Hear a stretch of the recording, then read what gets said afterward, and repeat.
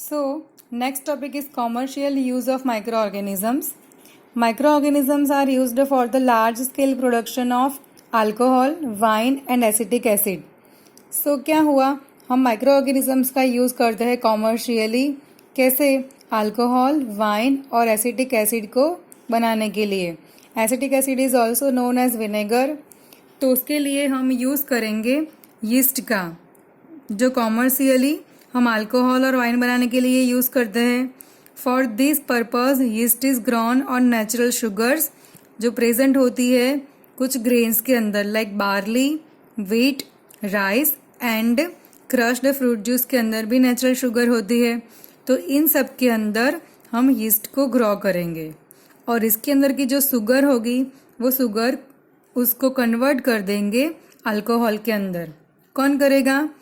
जो ग्रेन्स के अंदर और क्रश फ्रूट जूस के अंदर जो नेचुरल शुगर होती है उसको यीस्ट जो हमने यूज़ किया वो क्या करेगी, उसको अल्कोहल के अंदर कन्वर्ट करेगी और इस प्रोसेस को हम बोलते हैं फर्मेंटेशन.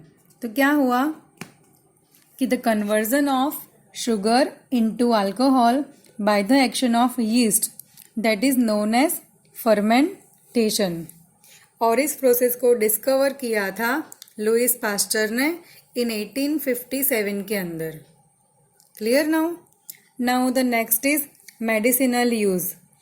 तो माइक्रो ऑर्गेनिज्म का यूज़ करके हम मेडिसिन भी बनाते हैं. तो production of antibiotics like penicillin, उसके लिए हम माइक्रो ऑर्गेनिज्म का यूज़ करते हैं.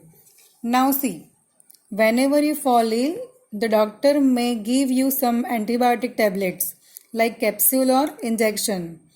For example, penicillin जैसा मैंने आपको बोला.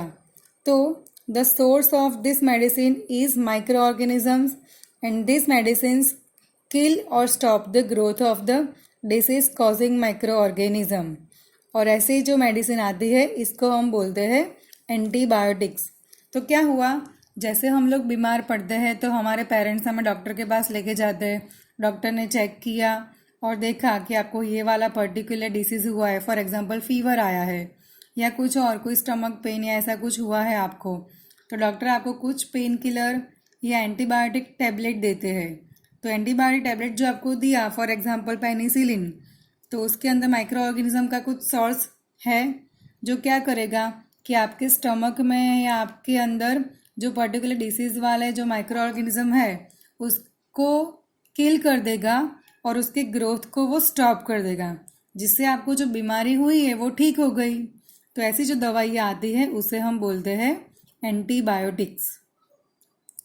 Then this days a number of antibiotics are being produced from the bacteria and fungi. Mostly antibiotics अभी किस में से बनती है? बैक्टीरिया से और फंगाई से.